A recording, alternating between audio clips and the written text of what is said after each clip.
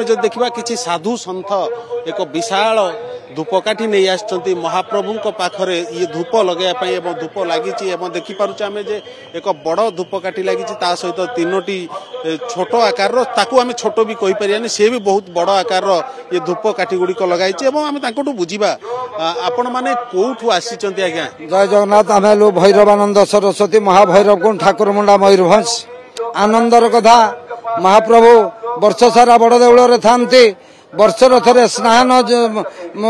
वेदिकी तो बाहरती स्नान पूर्णमी जो अणसर रुहति से अणसर बाहरी थांती जन्म वेदिकी बा गुंडीचा यात्रा रे ये जो नवदिन यात्रा महाप्रभु जो मानवीय लीला करती से नवदिन यात्रा आज पूर्णांग होती आज 9 दिन होगला महाप्रभु रथ यात्रा आसते गुंडीचा मंदिर रे आड़प मंडप विजय करती अल्प किछि समय पर महाप्रभु फेर यही नाकचरण द्वार दे शरधा बाली को ले आसबे भक्त धूप काठी तैयारी करिसंती आमे देखुछु बाउंस रे तैयारी हेची ये धूप काठी यौ केते समय लागिला तैयारी करिया पई। जय जगन्नाथ देखंतु महाप्रभु जतबेले बड़दाण्ड को ले आसी थांती भक्तों को दर्शन देवाई सेतबेले स्वर्गरु देवता माने पातालरु नागलोक मर्त्यर जेते ऋषि मुनि पुण्यात्मा रही समस्ते आकांक्षित यही पुरी क्षेत्र को चाह रही थांती से तो ज्योति शरीर चर्म चक्षुर आम दर्शन करि पारि न थांती जाओ यही भलिया पवित्र समय ये जो धूप परिवेश को सुभाषित करबा पई महाप्रभुंकर यात्रा को आमे आउरी सरसकर सुंदर करबा पई परिवेश को सुगंधित करबा पई यही धूप लागी आमको बड़ धूप तैयारी करबा पई 1.5 मास ऊर्ध लगी जाए सान धूप 15 दिन 20 दिन लगी था ये मुख्यतः 27 प्रकार द्रव्य रे प्रस्तुत होता मुख्य उपादान है गोमय गोबर सहित झुणा महू घी कर्पूर अगुरु चंदन गुगुल यही प्रकार 27 प्रकार द्रव्य को मिश्रण करा जाई से गोटे बीणा चारक आरंभ करके बहु आमर औषधीय द्रव्य मिश्रण करा जाई ये धूप को प्रस्तुत करा जाई था ये पूरा औषधीय धूप याद केमिकल नहीं ये धूप द्वारा परिवेश को सुगंधित करने सहित पुरी को रथ यात्रा समय आम तो देखुलु रथ यात्रा भी आम देखुलु आपणकर ये धूप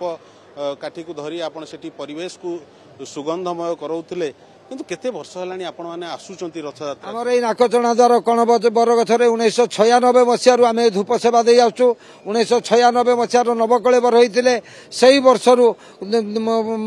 निरवच्छिन्न भाव में धूप सेवा चली कोविड समय भी समस्त बंद करा जायतिला धूप को महाप्रभु जगन्नाथ कृपारु प्रशासन अनुमति देते 21 मसीहा 22 मसीहा सबु मसीह ये धूप सेवा दि जाए बड़दाण्ड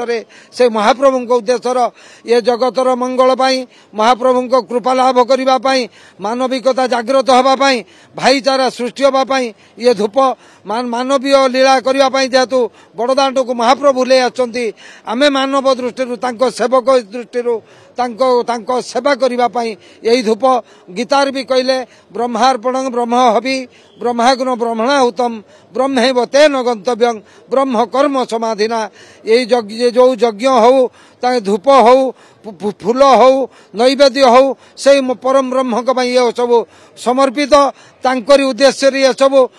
आप्यायित करने ये धूप महाप्रभु प्रतिदिन 16उपचार पूजा पाई थांती 16उपचार मध्यरु धूप भी गोटे उपचार आज प्रशासन बोध टिके कठोर होईची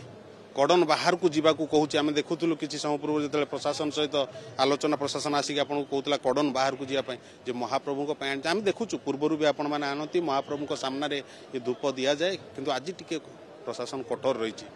सुरक्षा दृष्टि कर्तव्य से पालन कर सत्य किंतु महाप्रभुंकर जहाँ इच्छा ता ही हम महाप्रभु इच्छा रे ये धूप महाप्रभु इच्छा आम भी उपस्थित होइछु बिना इच्छा रे संसार